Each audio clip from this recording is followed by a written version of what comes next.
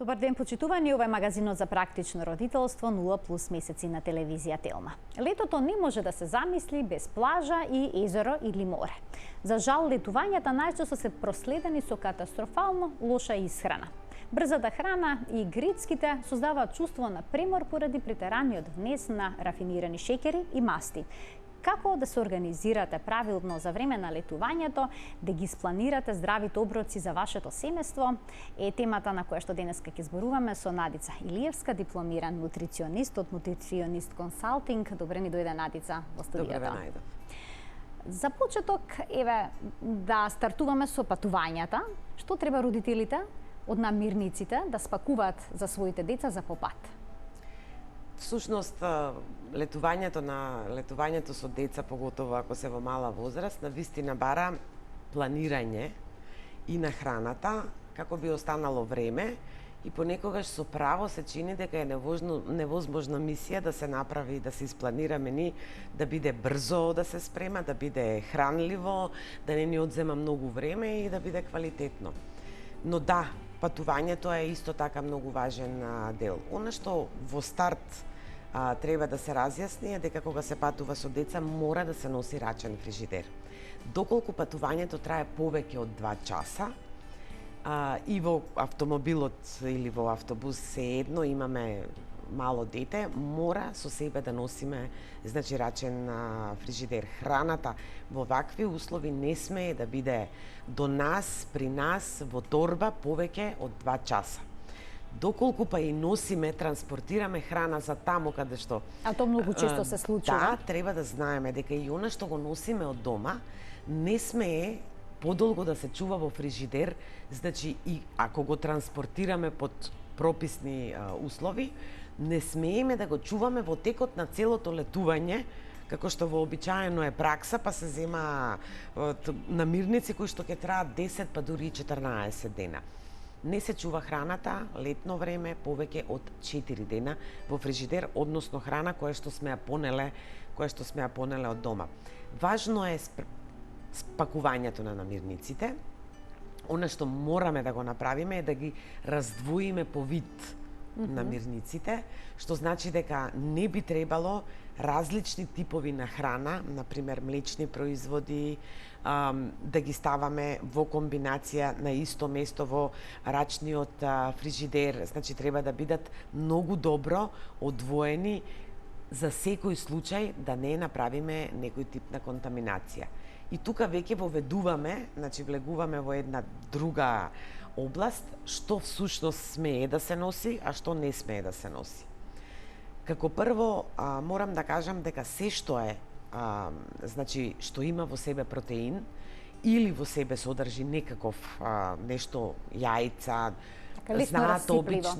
знаат обично бабите да ни направат кифлици, да ни направат некоја гибаница за попат. Тоа не е храна која е пожелна да се носи во текот на патувањето, бидејќи во себе содржи и масти и протеини, и на високи температури речиси 10 пати се зголемува можноста од расипливост, поготово доколку уште веднаш кога била направена, веднаш не е замрзната, бидејќи знае да стои на собна температура ден и пол, па потоа да ја пакуваме. Што значи дека исклучиво треба да се носи сува храна. Сега што е најдобро? Некој тип на интегрално суво пециво. Од овошјата, она што е пожелно е бананата, бидејќи е лесна и за манипулација, таа е затворена, и можеби некој тип на овошје кој што има потврда текстура, што значи дека некој вид на кајсија исто така може. Доколку децата се поголеми, секако добро решение се јатките и сувото овошје. Меѓутоа не сувата смоква и сувата урма, малку суво грозје, сувата кајсија е многу добра. Значи тој тип на овошје е попожелен за напад. Многумина се одлучуваат на сендвичи. Морам да кажам дека сендвич кој што треба да го транспортираме во текот на патувањето, не смее да содржи млечни намази, иако во текот на летувањето е пожелно да се конзумира. Значи, со обичен зеленчук, интегрален, најдобро е да биде претходно термички обработено лепчето, значи малку тостирано, малку подзасушено. Добра варијанта за во сендвич е зеленчукот кој што има помала содржина на вода, пиперката, морковот. Значи, таков тип на сендвич е погоден да се носи со себе во текот на патувањето. Иако најчесто по пат родителите се одлучуваат да понесат смоки, чипс, грицки, соленки, значи тоа да се отфрли како варијанта, бидејќи е нездрава, и да се направи некоја ваква здрава варијанта со интегрално лепче. Генерално, кога тргнуваме на одмори, чувствуваме некоја потреба да не бидеме толку внимателни. Меѓутоа, морам да нагласам дека одморот може да го расипе, значи храната која што ја конзумираат децата во текот на одморот може да ги расипе добрите прехранбени навики кои што родителите навистина со големо пожртвување и одвојување на време ги воспостановиле во текот на другиот дел од годината. Но овие грицки не носат опасност од лош вид на храна. Генерално, заборавивме да кажеме, најважно нешто во текот на летувањето се течностите. Сите овие грицки имаат многу сол во себе, дополнително го дехидрираат детскиот организам и се ствара еден вид на нетрпение, нервоза. Од друга страна пак, сладките работи исто така водат кон претерано конзумирање на вода. И она што сакам да го кажам, соковите се најнепожелните пијалоци за време на патување. Вода во која има неколку капки лимон, потоа ова е вистинско време каде што на децата треба, доколку немаат навика да пијат вода, да им понудиме интересни типови на води, овошните води. Доволно е ноќта пред патувањето во водата која што е флаширана, која што е спремаме за патување, да ставиме неколку парчиња јаболко, неколку парчиња лимон. Потоа родителите сметаат дека ладните чаеви се добро решение, меѓутоа не доколку не сте ги направиле дома. Сега, доколку патувањето е подолго, пожелно е да се направи благ чај од нане, да се стави внатре, значи може и една лажица мед, и тоа е подобра варијанта, да се заслади. Така. И на тој начин, значи, да направиме пијало кој што ќе рехидрира, но и ќе дава еден вид на свежина. Високите температури и нарушениот ритм на спиење кај децата доведуваат до намалена калориска потреба на организмот. Меѓу другото, тие имаат изголемен несвеќе, како што споменавте, на сокови, на сладолед, на сметка на редовните оброци. И сега, како родителите, додека се на одмор, да испланираат оброци редовни за своите деца? Возможно ли е тоа? Всушност тоа е возможно, затоа што генерално гледано на децата не смееме да им го нарушиме ритмот на хранење, кој што тие го имаат востановено пред да одат на годишен одмор. Самата промена на клима, на обкружување, на место на спиење е доволно голема промена за да ние воведеме и промени во однос на исхраната. За жал, она што се нуди и се конзумира на такви летувања, треба контролирано во мали количини да избалансираме и да видиме каде ќе попуштиме. Главното правило е доручекот секогаш да биде богат и децата да не ги носиме на некој начин гладни на плажа. Па таму да доручкуваат. Плажата е место каде што треба да се земе ужина.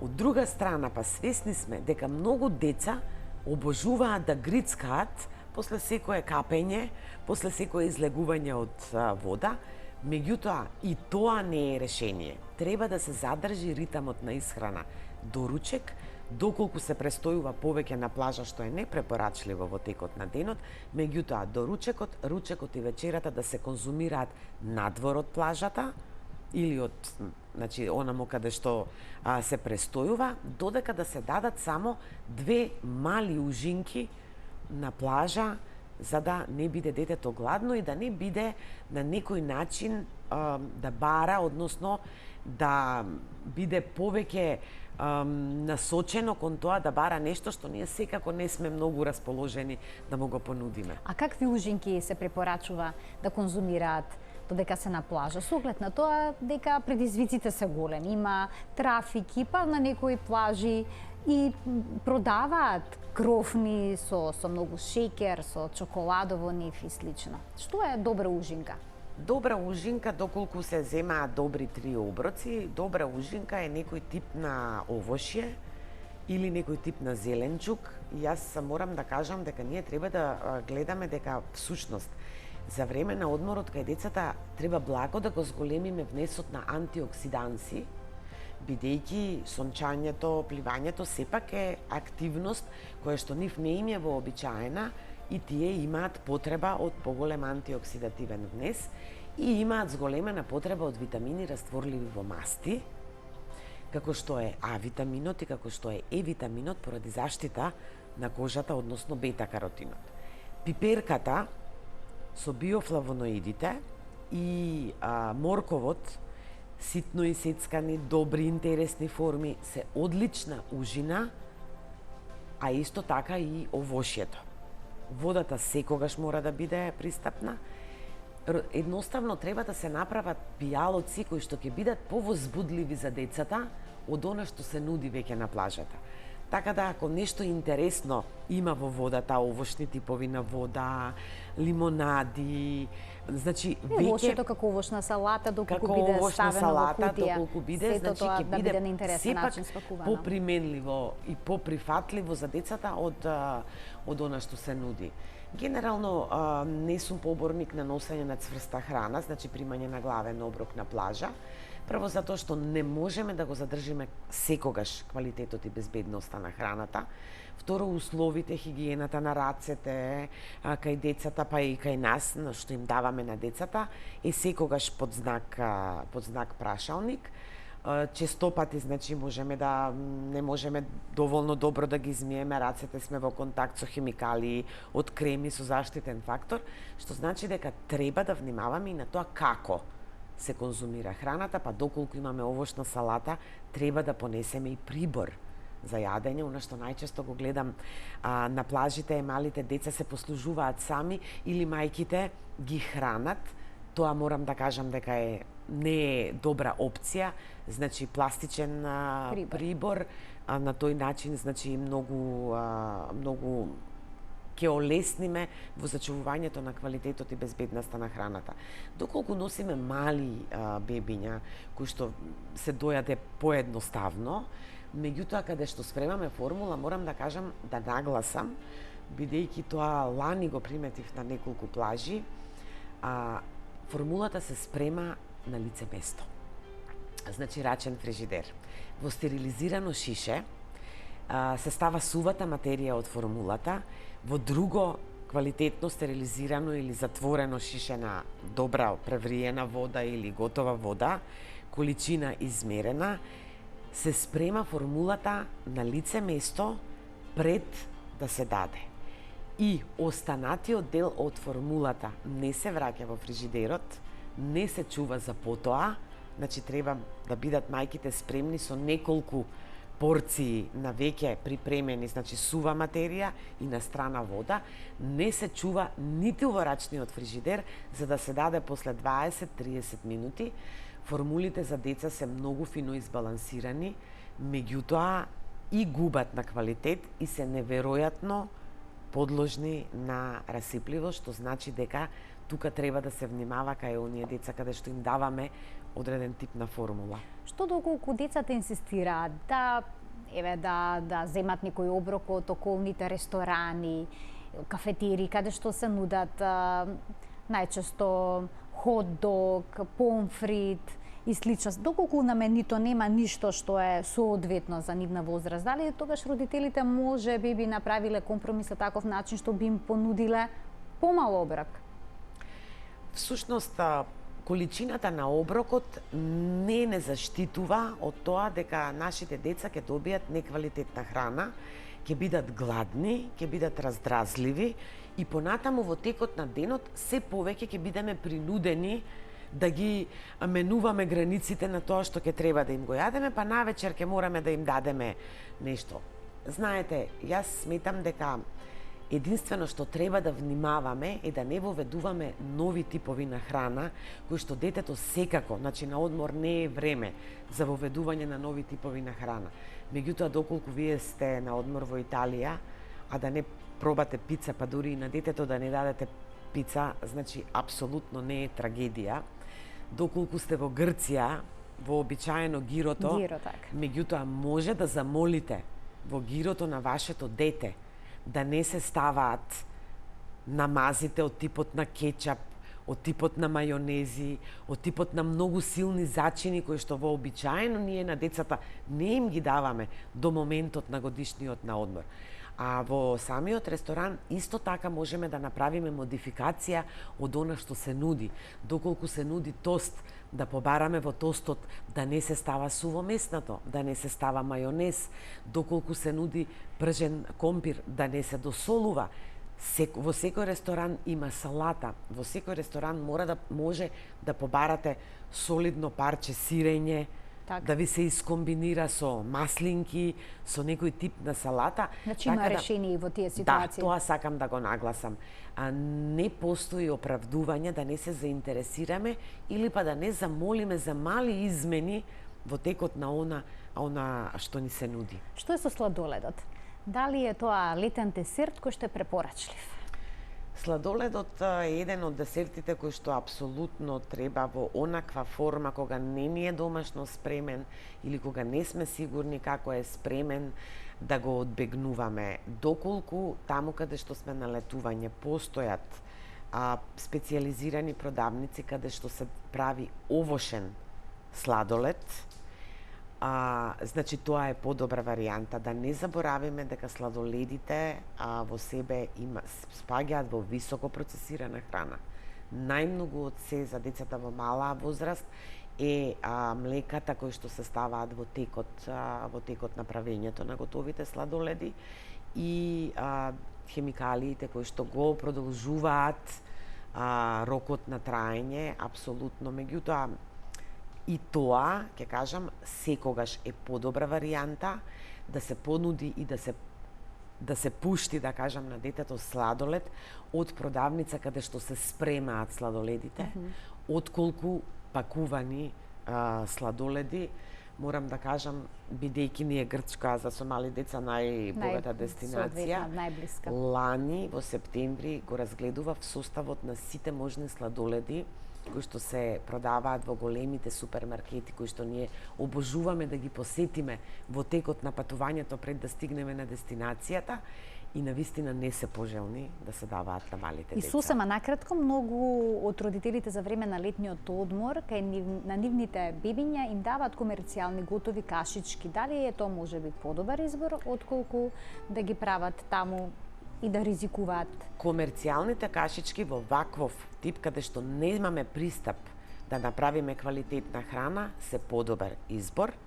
Значи само во текот на летувањето.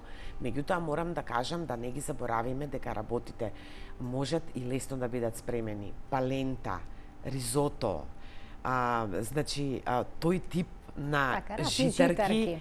Да, разни житарки, киноа, марант, просо, ни треба многу малку време. И за ручекот тие манџички што се леќа, тоа сето многу брзо се вари. И препорачувам за секоја сигурност примање на пробиотик уште пред тргнување на одмор и за време на целото летување како суплемент се покажа дека многу допринесува кон тоа да децата го задржат, значи тој статус што го имаат во себе. Надица, ви благодарам за вашето гостување. Се надевам дека на родителите им беше корисен овој разговор и дека ќе направат нешто корисно за своето семејство и своите деца, подготвувајќи здрави оброци дури за време на летувањето. Да, ми беше секогаш како и секогаш големо задоволство. Почитувани, ви благодарам што не следевте и денеска со внимание. Гледајте не секогаш во нашиот редовен термин на емисијата во 12 часот на телевизија Телма. До гледање.